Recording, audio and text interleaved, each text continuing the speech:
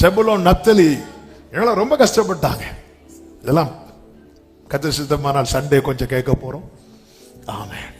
இன்னைக்கு கர்த்தர் பேசும்படி இதுதான், இந்த வார்த்தை தான். உன் தேவனை நீ புரிந்து கொள்.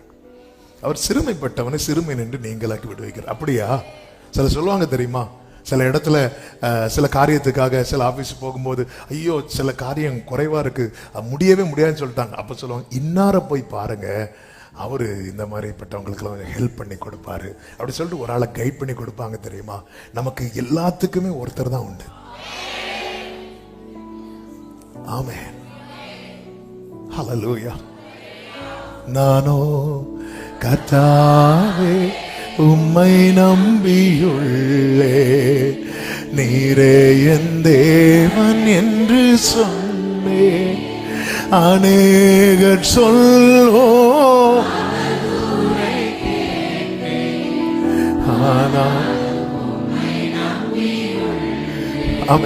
ஒடுக்கமில்லாத சில பிரச்சனை, ஒரு பிரச்சனையிலிருந்து வெளியே வந்த பாடா முடிஞ்ச இங்க வேற. யோசேப்பு மகிமைப்படுத்தும் காலம் வரும் வரைக்கும் அவன் போற இடத்துல ஒரு ஒடுக்கம் இருந்து கொண்டே இருந்தது. அதனால அதுதான் ஒரே லைன்ல பைபிள்ல சொல்லப்பட்டிருக்கும், அவன் விலங்கிடப்பட்டு. 105வது சங்கீதத்துல அருமையா இந்த வார்த்தை இருக்கும் பாருங்கள், அவன் விலங்கிடப்பட்டு கொண்டு போகப்பட்டான்.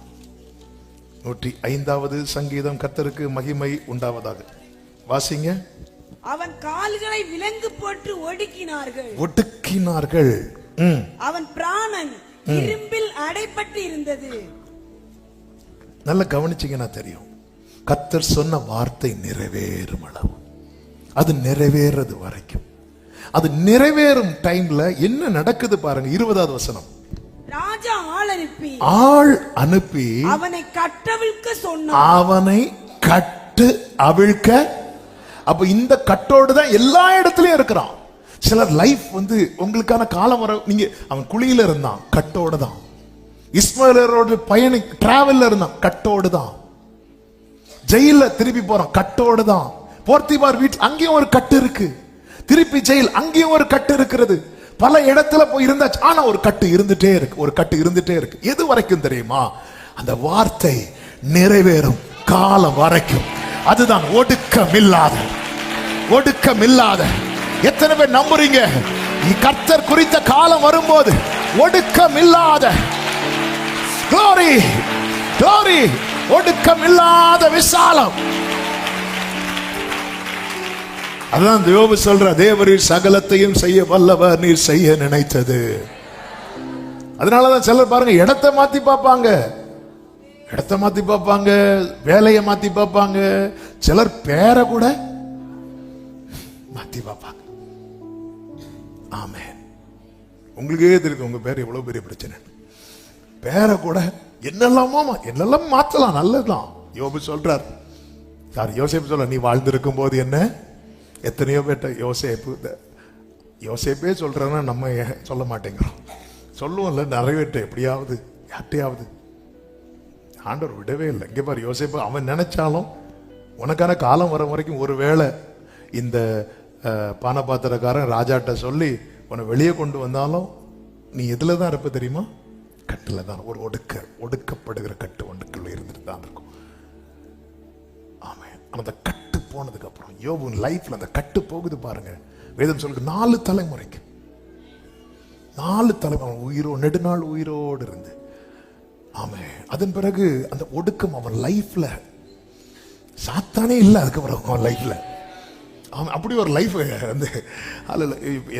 சில சொல்லுவாங்க தெரியும், இவங்க என்ன பண்ணாலுமே பிரச்சனையில தான் முடியும். சிலர் அப்படிப்பட்ட கிருபை பெற்றவங்க இருக்கிறாங்க, அவங்கள சொல்லல. சில இவங்க என்ன எதுல கை வச்சாலுமே பிரச்சனை, வேற யாரு பண்ணாலும் ஈஸியா முடிஞ்சிடும், இவங்க பண்ணா பெரிய நெருக்கம். ஒடுக்கம் இல்லாத விசாலத்திலே உம்முடைய போஜன பந்தி கொழுமையான பதார்த்தங்களால் நிறைந்திருக்கும். யார்கிட்ட சொல்றார் தெரியுமா இந்த வார்த்தையை? நேற்று கொஞ்சம் மெடிடேட் பண்ணும்போது எப்படி இருந்திருக்கும் யோபுவுக்கு? ஓங்கி ஒரு குத்து கொடுக்கணும் போல இருக்கும். ஏன்னா யோபு இப்போ எதனால நிறைந்திருக்கிறான் தெரியுமா? பருக்களால் நிறைந்திருக்கிறான். பருக்களால் நிறைந்திருக்கிறவன்ட்ட கொழுமையான பதார்த்தத்தால் உன் பந்தி நிறைந்திருக்கும் சொன்னா ஆமேன் சொல்லறதுக்கு ரொம்ப கஷ்டம். நம்முடைய நிலைமை என்பது நம்மை நோக்கி வருகிற வார்த்தை ஆனாலும் ஆமீன் சொல்ல கஷ்டமா தான் இருக்கும். ஆனாலும் நீ ஒரு ஆமீன் சொல்லி பாரு, நீ நம்பி பாரு, இது எல்லாமே மாறும். ஈனப்படுத்தப்பட்ட காலம் போய் மகிமைப்படுத்தப்படும். எத்தனை பேர் நம்புறீங்க?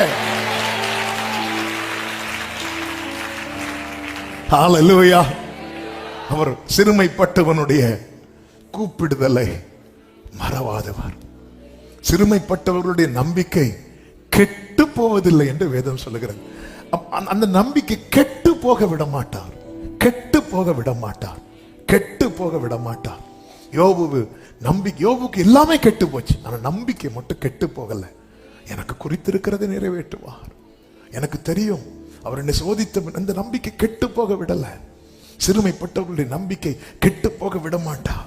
எனவே இந்த பகல் வேளையில ஆமென், கர்த்தர் எல்லாமே சேஞ்ச் ஆகும், எல்லாமே சேஞ்ச் ஆகும். ஒரு மலையாள பாட்டை நம்ம அடிக்கடி பாடுவோமே, ஒரு மழையும் தோராதிரும் ஒரு காற்றும். திடீர்னு மழை அடிக்கும் பாருங்க, திடீர்னு புயல்லாம் அடிக்கும் பாருங்க. அது அடிக்கும் போது பிரச்சனை ஆனாலும் நமக்கு இது என்ன தெரியும் தெரியுமா? இது என்ன செய்யும்? ஓயம். சில இந்த கடல் ஓரத்துல எல்லாம் பெரிய புயல் வருகிறது, அப்படி வருகிறதுன்னு வரும்போது எல்லாரும் என்ன பண்ணுவாங்க தெரியுமா?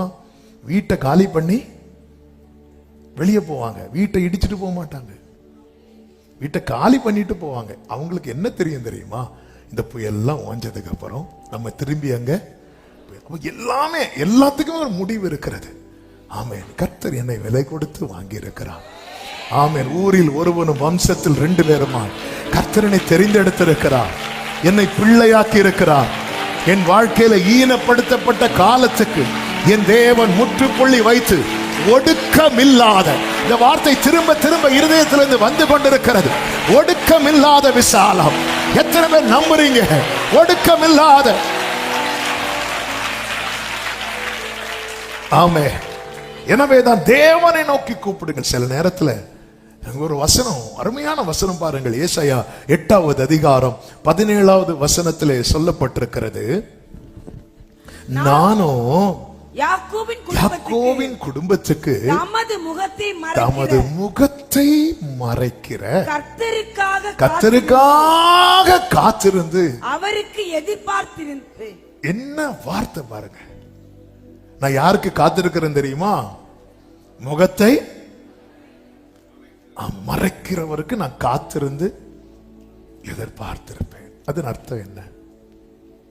ஆண்டவரே, நீங்க எனக்கு முகத்தை மறைச்சாலும் எனக்கு இன்னொரு ஃபேஸை தேட என்னால முடியாது. இப்படி இருக்கணும். சில நேரத்தில் கர்த்தர் முகத்தை மறைப்பார். ஆனா நம் தேவனை பத்தி நமக்கு நல்லா தெரிஞ்சிருக்கணும். நம் தேவன் எப்போ அவருடைய முகம் மறைக்கிற விஷயம் எவ்வளவு காலம்? இவன் பொழுது ஒரு முகத்தை மறைச்சாரா, அவ்வளவுதான். நம்ம என்னன்னு தெரியுமா? ஜெபித்து காரியம் நடக்கலையா, முகத்தை மறைச்சிட்டார், அவ்வளவுதான், முடிஞ்சு. வேற முகத்தை தேடுறோம். வேற முகத்தை தேடக்கூடாது. அப்படி வேற முகத்தை தேடின ஒருவன் உண்டு பைபிள்ல. யார் சொல்லுங்க பார்க்கலாம்? கரெக்டா சொன்னீங்க, சவுல். 1 சாமுவேல் 28வது அதிகாரம் அதனுடைய 5வது வசனத்திலே, சவுல் பெலிஸ்தியரின் பாளையத்தை கண்டபோது பயந்தான், அவன் இருதயம் மிகவும் தத்தளித்து கொண்டிருந்தது.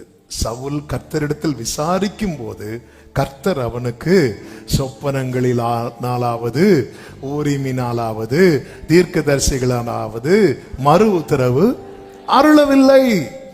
உடனே சவுல் என்ன பண்றான்? அப்பொழுது சவுல் தன் ஊழியக்காரரை நோக்கி, அஞ்சனம் பார்க்கிற ஒரு ஸ்திரீயை தேடுங்க. இப்ப சவுல் பண்ணது நியாயமா தான் நமக்கு தோணும். எப்படி தோணும்? அவன் முதல்ல கர்த்தர்ட்ட தான் கேட்டான், ஆனா கர்த்தர் ஒண்ணுமே சொல். அதனாலதான் நாங்க மந்திரவாதத்துக்கு போனோம், குறி சொல்ல போனோம், அஞ்சனம் பார்க்க போனோம். ஆனால் இங்க என்ன சொல்லப்பட்டிருக்கு? நானும் முகத்தை மறைக்கிற கர்த்தரை நோக்கி. நிறைய பேர் தேவனை விட்டு விலக காரணம் என்ன தெரியுமா? கொஞ்சம் அவர் ஏன் முகத்தை மறைத்தார் யோசிக்கணுமா வேண்டாமா? அவர் ஏன் முகத்தை மறைத்தார்? தாவீது பாவம் பண்ணதுக்கு அப்புறம் பலி செலுத்துகிறான், ஆனால் அந்த பலி அங்கீகரிக்கப்படவில்லை. ஆனால் தாவீது நினைச்சிட்டு இருந்தான், பரவாயில்ல, ஆண்டவர் ஏற்றுக்கொண்டார். அவன் கர்த்தர் முகத்தை திருப்பிட்டார். நாத்தான் தீர்க்கதரிசியை வந்து சொன்னதுக்கு அப்புறம் தான், ஓ பலியை நீர் விரும்புகிறதில்லை, அதனாலதான் முகத்தை திருப்பிட்டீங்க. உடனே ஆண்டவர், இனி நான் வேற அப்படி இல்லை, அப்பா என்னை மன்னிச்சிருங்க ஆண்டவரே, என்னை கழுவுங்க அப்பா, என்ன சுத்திகரிங்க ஆண்டவரே, சுத்த இதயத்தை தாங்கப்பா. அப்படி உடையும் போது இப்பவும் தாவீதுக்கு ஃபீல் ஆகுது. அவர் பார்க்கிறாரு, ஆண்டவரே நீர் விரும்பும் பலி நொறுங்குண்ட இருதயம், நொறுங்குண்ட இருதயத்தை நீங்க புறக்கணிக்க மாட்டீங்க, இப்ப நான் உங்களுக்கு பலி செலுத்துறேன் ஆண்டவரே. அவர் முகத்தை, ஜெபத்துக்கு பதில் வரலையே, உடனே வேற முகத்தை தேடாதீங்க. சவுல் பாருங்க, கர்த்தர்ட்ட தான் தேடுறான், பதில் வரல. உடனே ஏன் பதில் வரல? ஆண்டவரே, ஒரு விசை அவன் ஆண்டவர் சமூகத்தில் விழுந்து கிடப்பான் என்றால் அவன் உடனே ட்ராக்க மாத்திரம். அஞ்சனம் பார்க்கிறவங்க, குறி சொல்றவங்க, அவங்கள்ட்ட போவோம், இவங்கள்ட்ட போவோம், இப்படி எத்தனை பாதையை தேடி தேடி அவங்கள்ட்ட போய், இவங்கள்ட்ட போய், அங்க போய், இங்க போய், ஏன்னா இங்க நடக்கல, அங்க நடக்கல, இன்னார்ட்ட போனா நடக்கும், அன்னாருக்கே நடக்க முடியல. சவுல போல இருக்காதீங்க, சவுல போல இருக்காதீங்க. இயேசு ஜெபிக்க சொல்லி கொடுக்கும் போது ஒரு சிநேகிதன் தன் சிநேகிதன் வீட்டுக்கு போறான். பாதி ராத்திரியில போய் கதவை தட்டுறான். உள்ள இருக்கிறவன் சொல்றான், என்னை தொந்தரவு பண்ணாத. வந்து ஃபேஸே காட்டல, உள்ள இருக்கிறவர் ஃபேஸே காட்டல, சவுண்ட் மட்டும் கேட்குது, ஏய் டிஸ்டர்ப் பண்ணாத அப்படின்னு. உடனே வெளியிருந்து தட்டுறவன் நிறுத்தல. அவன் என்ன செய்து கொண்டே இருந்தான் தெரியுமா? தட்டிக்கொண்டே இருக்கிறான், தட்டிக்கொண்டே இருக்கிறான். ஏன்னா அவன் வேற யார் வாசலையும் தட்ட, அதாவது ஆண்டவரே எனக்கு உங்ககிட்ட கேட்க வெக்கமே இல்லை ஆண்டவரே, ஆனா எனக்கு வேற யார்கிட்ட கேட்கறதுக்கு வெக்கமா இருக்கு ஆண்டவரே.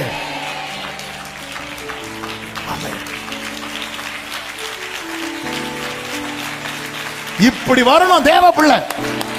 ஆண்டவரே எனக்கு உங்ககிட்ட கேட்கறதுக்கு வெக்கமே கிடையாது, ஆனா வேற யார்கிட்ட கேட்கறதுக்கு எனக்கு வெக்கமா இருக்குப்பா. ஹல்லேலூயா, ஆமென். நீங்க தான் ஆண்டவரே. உடனே உள்ள இருக்கிறவர் எழுந்து கதவை திறந்து, சில நேரத்தில் அவர் முகத்தை மறைக்கிறார். நீ என்ன பண்ற? கர்த்தர் நாம என்ன பண்றோம் பார்க்கிறதுக்காக இப்போ எனக்கு. ஆமென். இயேசுவை பாத்தீங்களா? பிதா முகத்தை மறைச்சார்ல, இப்படி பாக்குறாரு, இப்படி எத்தி பாக்குறாரு, தெரியல. உடனே பிலாத்துவை கூப்பிடுங்க அப்படி சொன்னாரா? இல்ல, அந்த முகத்தை மறைத்த பிதா கிட்ட சொல்றார், அப்பா உங்க கையில தான் என் ஆவியை நான் தரேன்.